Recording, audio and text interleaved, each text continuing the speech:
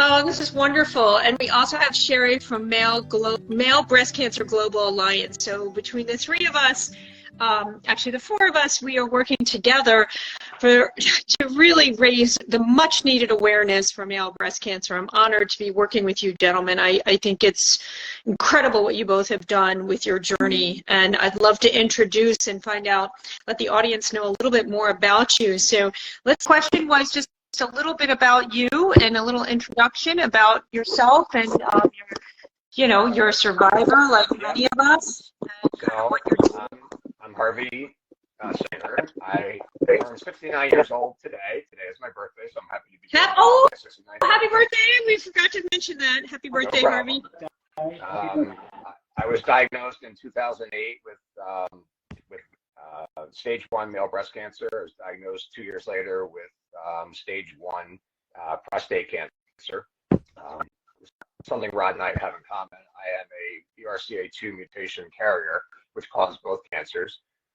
In 2010, my sister Vicki and I decided we had to do something about the male breast cancer because going through the process was very emasculating and difficult as a guy going through a woman's disease. And we started the His Breast Cancer Awareness Foundation in 2010 to see if we could help other guys navigate the system and just bring awareness to the fact that men do get breast cancer and do die from it at 4 times the rate of females. The mortality rate is about 4.5 times higher. So I've spent the last 13 years in this breast cancer world, helping to change some of the things. I know Rod has done some of the same things. We all work for the same cause, which is to take male breast cancer away from the shadows and bring it out to the front where people can understand it. Guys don't know they can get it. I can't tell you how many medical personnel and clinicians I've met that were surprised when they look at my chart and they go, "Oh, you had breast cancer. I didn't know men could get breast cancer." So the world had to change, and we're doing our part to help change that. And we work very hard at it. And it's, I always say I have 2 full-time jobs, one that pays me and one that rewards me. And working as one of the founders of His Breast Cancer Awareness rewards me every day when I can help some other guy navigate the system and hopefully help save a life here and there. That's just music to my ears, just what you said. I mean, really, what we're doing here is, from the heart, the passion of making sure that nobody faces this alone. They're educated and they are informed and connected, correct? So especially for you guys. I mean, my heart really goes out to the gentleman. That's why, I mean, every angle of this disease is so important, but for you guys to do what you do and raise the much needed awareness for men is so beautiful and important. And I just, from my heart, want to just say thank you. And I'm honored to be working with all of you and Sherry, because I want to make sure we continue to do this, because that one gentleman that you hit that one day, right? That's why. Yep. Mm-hmm. Every once in a while, somebody comes across our paths, and Rod probably can confirm this too, that will just come up to you and go, "You've helped change my life. You've helped me save my life, or you just helped me get through this, and I didn't think I would ever be able to get through it." And that's why we do it. That's why we do it. Just for that one person every once in a while. But we know we're affecting a lot of people, but the one person that actually tells you to your face and says that, he just kind of melts you, because now you know why we do what we do. Yes. So. Yes. And Rod, let's see if your sound is a little bit. Yeah. How's that? Good? That's much better. I might be echoing, guys. Am I echoing at all? Not for me. No, that's fine. Okay. All right. Rod from Australia, before you dive in, I just want to say my mission is to go global. And so when Rod and I met, actually it was 1.5 years ago, and I interviewed him, and the willingness in Australia to work with us is wonderful. And I really appreciate it, Rod. I mean, and your consistent efforts on social and, just your support with me means so much. So, and what you're doing for men globally is just so powerful. So we'd all love to hear a little bit more about you and what you do every day to help us all. Yeah. Okay. Thanks, Cynthia. That's very, very nice of you to say. But there's just a couple of quick things before I tell you more about me. First of all, yes, Harvey and I both have 2 cancers. We have the most popular cancers around. So I don't know if we're starting up a branch of Cancers Are Us or what, But if you are a man with breast cancer, it's quite likely that you will get prostate cancer or, heaven forbid, pancreatic cancer or one of the nasty ones. So, you know, we're here working on multiple fronts. The other thing that Harvey didn't quite mention, he said we look for people. Men stay hidden with this disease. There's a stigma attached to it, and I'm sure Harvey will back me up on this. Men are embarrassed because the message isn't out there from the charities. It's not out there enough that we can get breast cancer. And when you get the diagnosis, as Harvey says, people go, oh, OMG or whatever, or WTF. But once you've accepted it, there's really good help around. There's very amazing lot of people out there. And when you consider that we're a different gender, we're treated pretty much the same, and that may change as there's more research. But we're very fortunate in that we do have, generally we have very good treatments. I'm very impressed with the way I was treated. I hope Harvey is too. But so it was 9 years ago I was diagnosed, stage 3B. So then I had the trimodal treatment, which is basically, it was neoadjuvant as well. So chemo, had surgery, and then I had radiation treatment, and 9 years now on tamoxifen. But you know, I haven't relapsed. I'm very happy with about all that, and I just like to, as Harvey does, get out there, and it is rewarding. And Cynthia, you know this too. It is rewarding when you make a connection with people, and we're fortunate to be doing it. Yeah, I agree. I mean, I honestly, to grab someone's hand, that's what I needed, and even more so for you guys. I can't even imagine, you know, gentlemen that are, you know, they just don't think it can happen to them. And by working with you, both of you, as well as Sherry, it's so important that we, you know, I love what you said. We're rare, but we're there. And if you have breast tissue, you can get breast cancer. So it's a cancer, right? Yep, it's a cancer. It's a good one. Well, I think for you, Rod, I'd love to hear, because this will be, I'm going to, you know, take all of this and really get it out there, is the symptoms for both of you, because I myself never did a self-breast check. I can't imagine for you guys, like, how did you find out? Let Harvey go first. How did you find out, Harvey?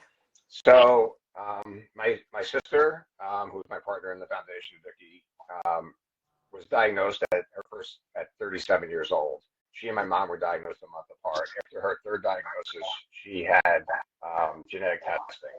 And after her genetic testing came back with a BRCA2 mutation, she called me and she said, well, I got to tell you this, I'm carrying this BRCA mutation. You're 50-50 to carry the same mutation. And I said, well, I'm a guy, I'm not getting breast cancer. She goes, well, yeah, probably not, but it can cause pancreatic cancer, prostate cancer, melanoma, etc. Ovarian, which I'm obviously not getting. And then about 5 months later, I had experienced a little bit of a change in my left nipple. It was starting to indent. I thought it was because I was a little bit out of shape, a little bit overweight, and I ignored it. And it got a little sore. And then I was with a bunch of guys in Chicago for an old boys weekend. And one of the guys I hadn't seen gave me, we were very close, he gave me this big bear hug. And when he hugged me, I got like this feeling like a knife went from my left nipple to my left ear, just like somebody had shot me. And I knew something was up at that point. So when I got back, I had it checked, and you know, I went to my primary, and she went like 3 seconds of her hand, said, I'm going to send you for a mammogram. I said, how can a guy get a mammogram? She said, you can. And this was a Friday afternoon, and by late on Friday afternoon, I had a mammogram. I had an ultrasound. They figured out that it was calcified and scheduled me for a biopsy early the next week. But I knew at that point, because my sister had warned me, that I was carrying that, and now I started to do the investigation. So I knew I carried a mutation. I probably carried a mutation. I didn't know specifically at that time. I had been dealing with my prostate issues. I had been through a prostate biopsy, which came back negative initially. But that was the initial part of my symptoms. But right there, I knew even before I got the call. I wrote in my book, Sir, You Have Breast Cancer, which is the title of my book, Sir, You Have Breast Cancer, because that was the first words I heard after my biopsy came back. I got a call and I answered the phone, and the doctor said, Mr. Singer. I said, yes. She said, sir, you have breast cancer.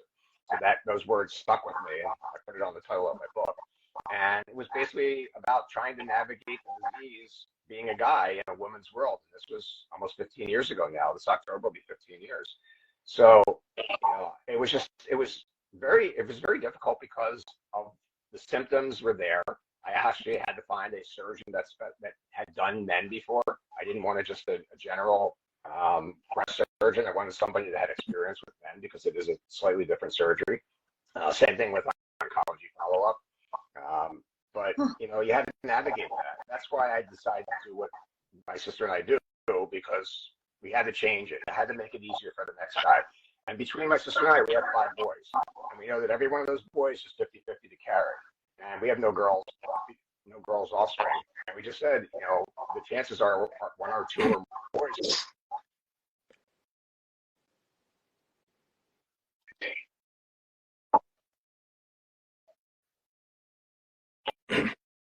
Genetically driven because of the, we are BRCA2 mutation carriers, and we understand what goes with that. And we'll continue to do our breast cancer awareness work and our genetic mutation work and make people aware that BRCA mutations are 50-50 guys and women. It's not just a women's disease. Even though Angelina Jolie never spoke about it when she came out about her mutation, everybody in the world thought it was just a woman's, genetic mutation. But half the people in the world that carry it are in fact men. So that's kind of the backdraft of my story. Do you feel, Harvey, since you were diagnosed, and Rod, things have changed in the world of how the world perceives male breast cancer? Yes. Definitely. Yes. Yeah. It certainly has. When I first went in for my, for oncology checks, they would give you the form to fill out, and none of them were pertinent to a guy. It was all, about answering questions. When was your last period? Do you have vaginal dryness? And I would push back, and the radiology office, I say, why can't you have a form that's for a guy? And that changed, and now there are forms. They go into a special drawer. Rob will probably confirm this when you go for his annual check. They pull out a form that's for guys, but you still get that look. I go into a very busy clinic here in Orange County, California. It's a women's breast center. And when I walk in, they're looking at me like, okay, are you here with your wife? Or something like that. They hardly ever think it's you. So we still have a ways to go, but yeah, it's definitely changed. It's become more accepted. It's there's more people know, but there's still so much work to do. So much work to do. How about you, Rod? Oh. Rod, you're muted out. Rod, we can't hear you. Uh-oh. Now we can. Go ahead. Okay, so I'll just finish my diagnosis story. So it took a few months to get my primary physician to refer me. So she said, okay, go along for an ultrasound. And like with Harvey, you get an idea. In my case, it was the technician's eyes were popping out of her head. And I thought, oh, this doesn't look good. And sure enough, a day later, a biopsy and a diagnosis. But after that, everything went very smoothly. I got no complaints about anything. And I think I was fortunate living in a sort of semi-rural area to get such high quality care. And it was amazing. It's not as expensive here as in the States, but it's equal quality, I can assure you. And so like Harvey, I thought, okay, here's a reason. I've got a lot of media skills. I can use them. I quickly got a job writing for a US company, writing about breast cancer in men. Practically every charity has hooked up and interviewed me or podcasted me or whatever. And I'm very active on social media, Twitter particularly, which is now X, which is a dumb idea, but anyway. I think so too. I'm on X. I tweet. What I say is I tweet on X. so go figure that out. Hey, Rod, how did you find out that you had breast cancer? Well, through a biopsy. Oh, how did I find out? Well, there was a lump there, and I kept feeling this lump, and as I said, it took a while to get a referral, but it happened, and it wasn't too late. But unfortunately for a lot of men, if they do ignore it, the prognosis isn't as good if their diagnosis is later. And this is in the research. And really, you do need people like Harvey and I out there sort of, blowing the trumpet every so often and getting the pink charities to do a bit more. It's really not good enough. I know we're sort of an inconvenient truth. We're not going to rake in a lot of dollars. Look at Harvey and I. We look like brothers. And nobody's going to probably give $100,000 to to a charity if they see, oh, there's a couple of old guys there. You know, they particularly promoted it. It's young women that get it. It's like yourself, Cynthia, young women that get it. You know, it's not really, the average age for a woman is 55. The average age for a man is around about 65. Interesting. Okay, I did not know that. So typically an older man gets breast cancer. Now I met somebody at West Elm while I was shopping for my home. I try not to always talk about what I do, but it's hard. And she looked at me in tears. Her 35-year-old son has breast cancer. Wow. So it's a rarity. I do want to say that I saw that Dr. Yara Robertson, one of my medical advisors, who is behind the page that we did together on the website, has joined, and just want to thank her, if she's listening, for being incredibly supportive of this mission overall, and specifically for male breast cancer. She's also done a page on the website on what to know before surgery, which is very powerful. Oh, I wish I had all this information before my surgery. So we want to thank her for her efforts behind this page. Every page on the website is vetted by one of my medical advisors, and I think this page is so important because and I had a lot of Rod's guidance to make sure that I was making this page welcoming on a very feminine website, because I do want to make sure that, sorry guys, it's all pretty kind of too colorful, but to make sure that it resonates. And Rod shared with me that, and I think Harvey as well, that you feel that it is welcoming to a gentleman that might need us. And I do want to touch, Rod, you have made so many women friends because of this. I mean, let's talk about it. Yeah, okay, I think I told you I might be an honorary woman, but that was a joke. But I really feel the support of other people with breast cancer, and it's mostly women. Let's just drop that pretense for a while. It's mostly women, and they're just amazing. And I know Harvey, you know, will feel the same, not just with the sister, but all our women friends, I'm sure, are the same. They're just very supportive, and we're sort of, you know, I think we're trying to be role models for men with breast cancer, but we hear so many stories, and I'm following some, especially younger women with triple negative and quite serious diagnoses that have run out on their line of treatments, and it's heartbreaking. They've got young kids. Oh, and, so many. It's a really, really sad situation, and so we're in there just trying to help all people. I hope Harvey feels the same way.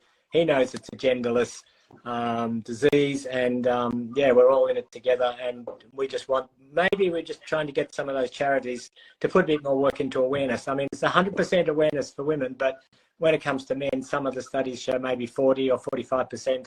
That means half the population doesn't even know men can get it, and therefore they get diagnosed later, and as I said before, the prognosis is not as good.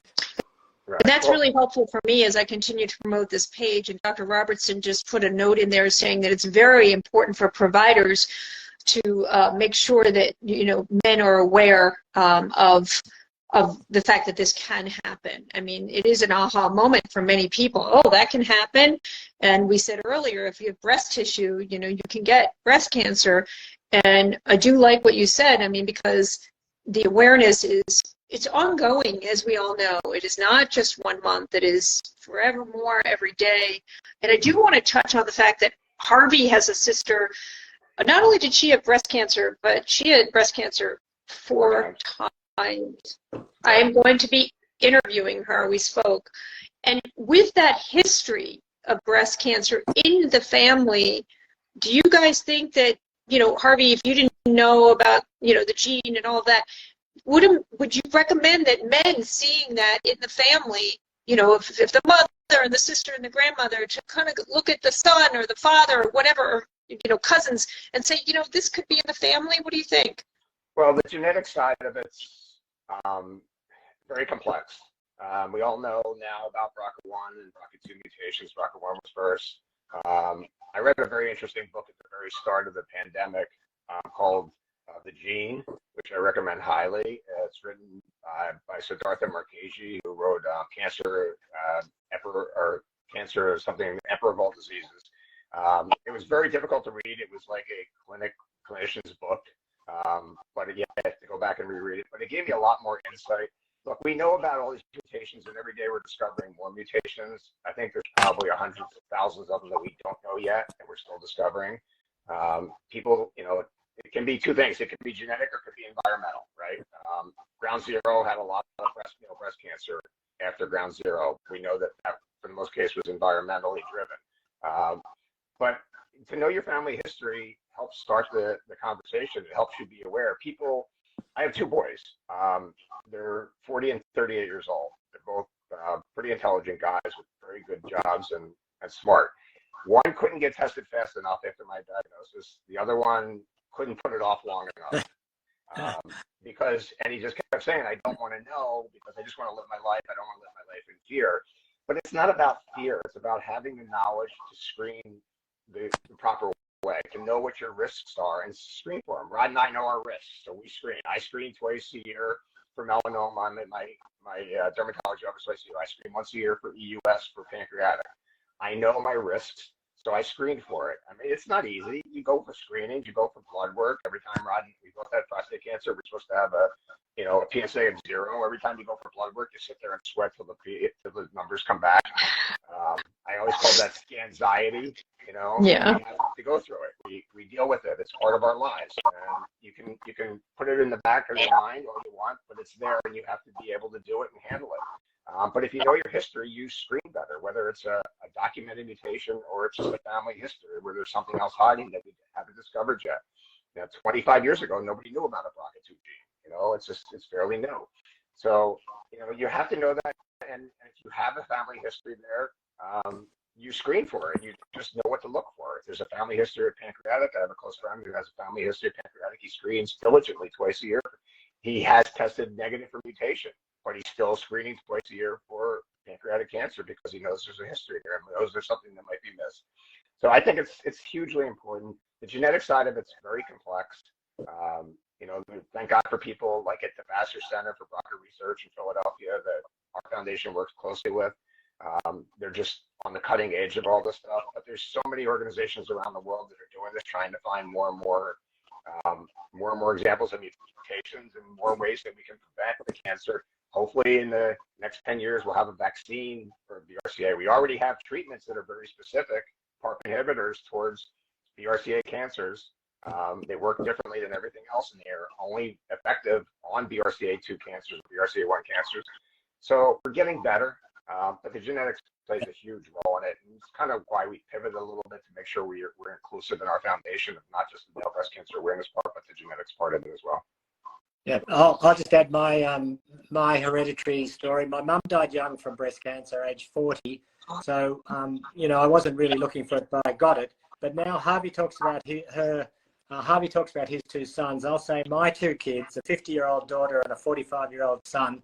The daughter gets automatically put into a screening program because I have a BRCA1 VUS, which is a variation of unknown significance. It's not clinically actable, but we're all aware. So my daughter gets this screening annually, MRIs, not just mammograms. And my son, he's out there, do what you want, mate. It's nothing to do with us. You're not on the list. So while there's reluctance amongst kids to get it, there's barriers for younger men to get themselves tested, and Harvey knows that. Yeah. I mean, I think overall, even just women in general, women have barriers. I mean, who even thinks I didn't get genetic tested until after I got diagnosed, and I have a high propensity to get the BRCA gene. So, as we work together and every day, I just think the lack of knowledge out there in a way that brings us together, that wakes us up a little bit, is just missing, I believe, especially for you guys. It's difficult. It's difficult for men because men in general don't like to go to the doctor. Yeah. They don't like bad news. They don't be macho. Nothing's why it's there. It's there because I did something else. There's always an excuse. Right. So that's a large barrier trying to break down there. It's just the fact that and no guy wants to be told he has breast cancer because it's emasculating. I remember after I was diagnosed and I would go play golf, my friends would kiddingly go, "You want to play from the red tees now? Because you're like a woman, you get that, Yes, right. that kind of riveting." Yeah. It didn't bother me, quite honestly. I don't really care, but I just do what I have to do. But men are they don't want to go to a doctor. They don't want to find bad news. They push it away. I know that's being sexist, but that's factual. Oh, No, it's well, true. It's a fact. It's a fact. Harvey's right.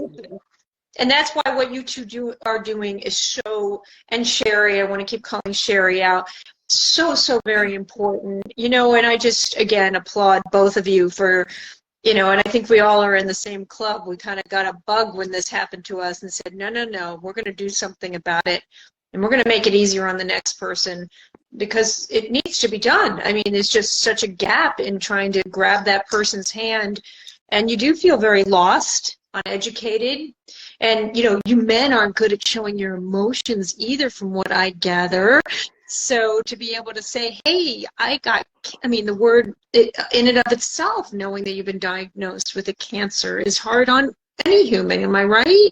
Yeah, you're right. Yeah. So what would you like to say to anyone who's listening, whether it be a man or a woman, that you know, with all that you all have both have been through? I'd love to hear your thoughts. You know, what kind of words of wisdom and, you know, just part of your mission would you like to say? Let's go with you, Rod, first. Okay. I got to go here, Harvey. Okay, in 1 minute flat, I just say, be aware of your health generally, and any family history, any inkling that you've got a lump in your breast, anything at all, get it checked out. It's not a big deal, especially now because people have paved the way. Clinicians are much more aware. They don't put you off. They just send you for scanning, and basically get yourself checked. And there's good care out there, and you know, hopefully everything's going to be all right. That's my positive ending. Sorry, you're now, Harvey. I'll take it from where you started. I agree with everything you just said. I'll take it from the next step. Once you're diagnosed, one of the things I tell people that contact us through the foundation, or just friends in general that might have a different cancer, I said, this is now the most important job you'll ever have. And people tend to rely on their doctor because they said, okay, I have cancer, I'm spinning out of control, I don't know what to do next, I'm just going to rely on my doctor. And there's great doctors out there, but there's also some doctors that aren't as great. And my advice to these people is, like, just make this your mission. This is your life. So a doctor's going to do the best they can for you.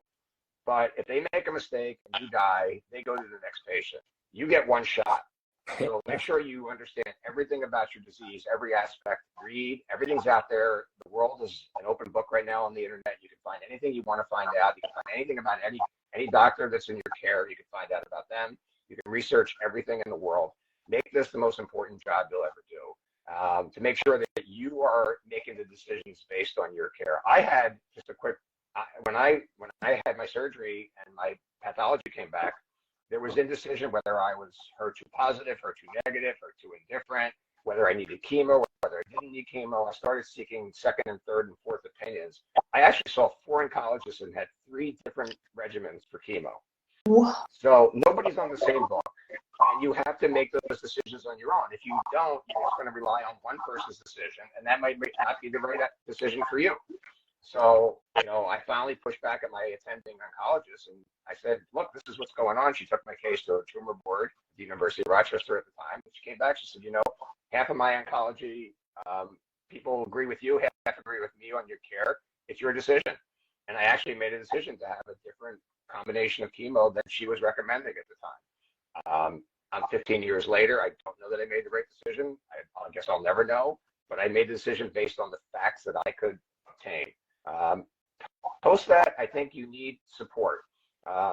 His Breast Cancer Awareness, we started a new Facebook support group. We have a lot of members signing up.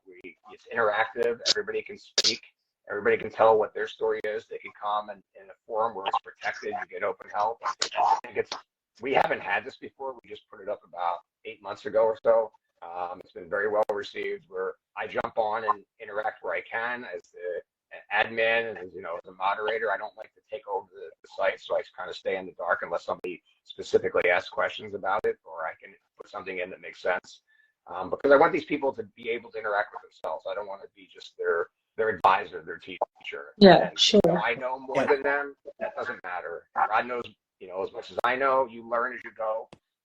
But you have to be. That's how you get involved with your own care. That's how you you take control and become your own advocate. So those are the two words. I'll take it from her. Yes, you have to be alert to find out, but once you're diagnosed, your job's just beginning. Yeah, that's you can't right. just, like, become a patient. You have to be part of the process. That's my biggest advice to the people. You know, that is one of the reasons. Yeah, and knowledge is power. So summing up from Harvey and I, I'd say knowledge is power. Advocate for yourself. Take responsibility for your disease and get yourself better as soon as possible. Yeah. Yeah. One thing I do want to touch on is you mentioned that there are certain doctors that are, Harvey, that are treating male breast cancer. Are they known for this? Is that, you know? I don't know of any oncology that specializes only in male breast cancer, because I don't think they'd have enough of a practice, quite honestly. Yeah. Cases in a specific area. I just would, I recommend doctors that have dealt with male breast cancer males. That's what I look for in an oncologist when I was trying to decide on an oncologist. But there's so many out there, and you can get second and third opinions and fourth opinions. Right. You can't just, but honestly, most people don't. Most people just take the advice because the doctor's smarter than me. I don't know anything. That's what I did. Well, I did that. And I'm not going to say that you're stupid. That's the norm. I couldn't do that. I had to take charge of my own care. I had to know what was going on, and it's hard. Believe me, it is so difficult to make a decision that's life and death that you're making, that you don't feel you're accomplished enough to make that decision. But I make those decisions every day. And I tell people all the time, you get involved with one doctor, maybe it's not going the right way. You can fire your doctor. You would fire your mechanic. You'd fire your plumber if they weren't doing a good job. But the people are afraid to tell their doctor that they're going to go to a different doctor. They're scared to death to do that. There's no realistic reason why. So Harvey, I want to touch on that. This is a really great conversation, because a lot of my Learn, Look, Locate advisors say that. They do say, find the team that's right for you. But I look back even from my own personal journey, I was so scared. I just was like, whatever. But I will tell you, and this is a good conversation in the sense that my tumor was in the left side, and I was only going to get the left one off. And someone said to me, when you start yapping up at what happened, they're like, get them both off. You don't want to deal with this again. So this is actually kind of funny. I called my cancer center. I said, can I get the right one off? And it was like, can I have fries with my burger? It was like, yeah, she wants a double.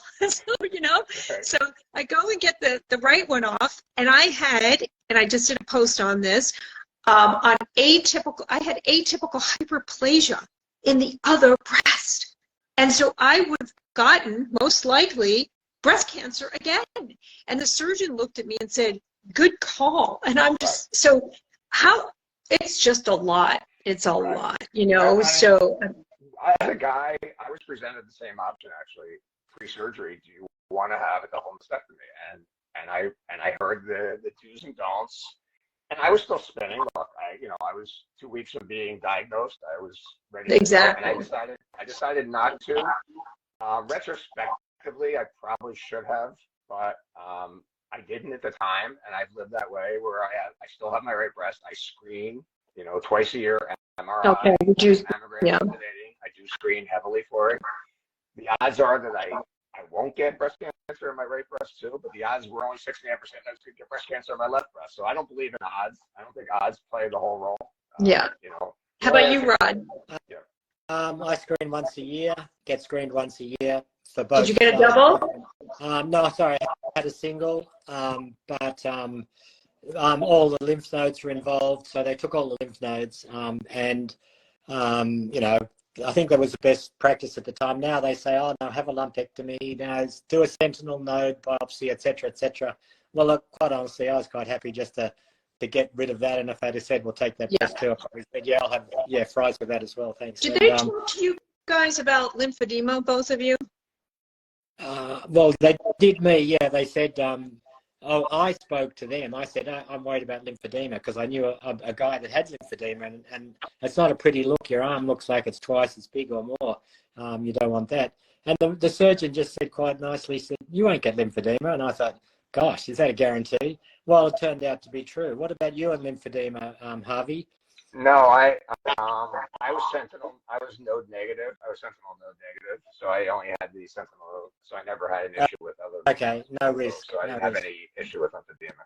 unfortunately. But look, I didn't think I needed. My surgeons, when I came out, said to me, "You're good. There's no extenuating disease. There's no disease in your lymph nodes. You'll take a pill a day, which is tamoxifen at the time, and you'll be good." And then pathology came back. But BRCA2 driven cancers are much more aggressive than a lot of other cancers. So that's when everything came back and said, your oncotype score is high, there's that, we should do prophylactic chemotherapy. Believe me, I had no intention of getting chemotherapy, and that's why I started looking when I was recommended to other oncologists to see if I could find an opinion. I found four oncologists all said I needed some sort of prophylactic chemotherapy, but what they differed was the exact treatment of it. So, wow. We do have some comments. We might have some questions. I just want to open it up before I let everyone go here. So Mandy writes, makes sense to remove the breast. You can get rid of all the breast tissue, and it likes to go to the bone, lung, liver, and brain. Mine came back on the mastectomy side and in the lymph node. Oh, Mandy, thank you for sharing. I'm sorry to hear this. And it does make sense. It's a hard decision, though. It is very, very hard. Thank you so much for sharing, Mandy. I do want everyone to know that both Rod and Harvey and Male Global Breast Cancer Alliance are, putting their information here. I'm not sure if everyone can see all of this, just so you know that they're available. And Sherry is saying, making sure any history of cancer on your mother or father's side should be a red flag. My dad had colon cancer, so, and I was never genetic tested, so that's just pretty sad. We have brought quite a few of the pink charities around to understand they need a page for men. Yes, more work to be done here. Let's see. And inverted nipple is one that is very common for men, and they don't know to act on it. Wow. Now, how do I do a post on that, you guys?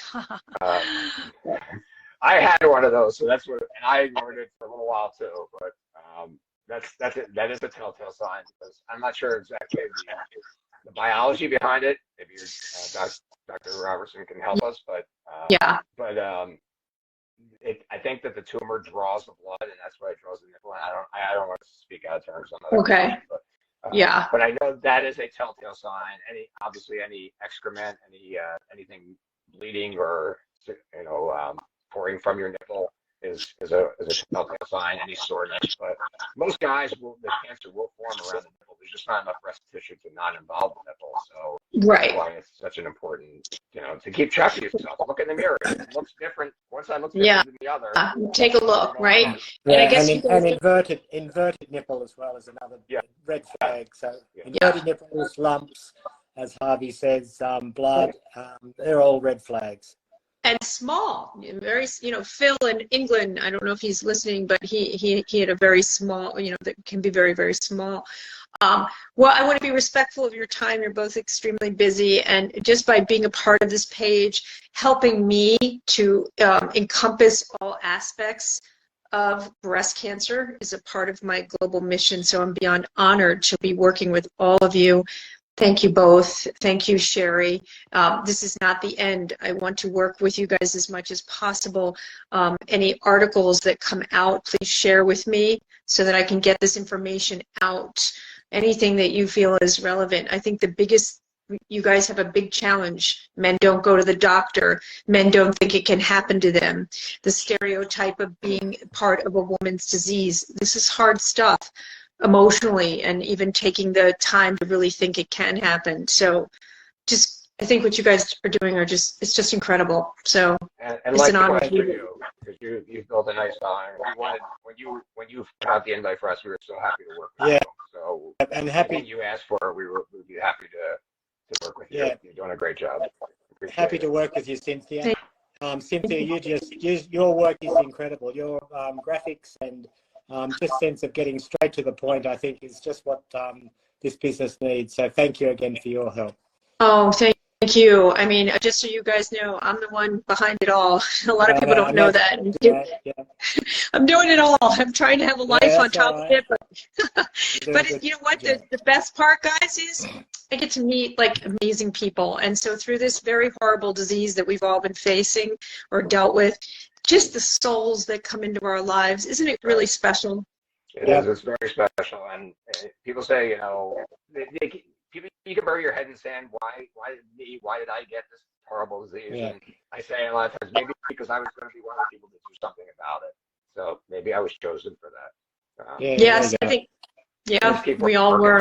Just keep working. Well, listen, guys, this will be on my Reels grid. It's going to be on my YouTube channel. It's going to be on TikTok.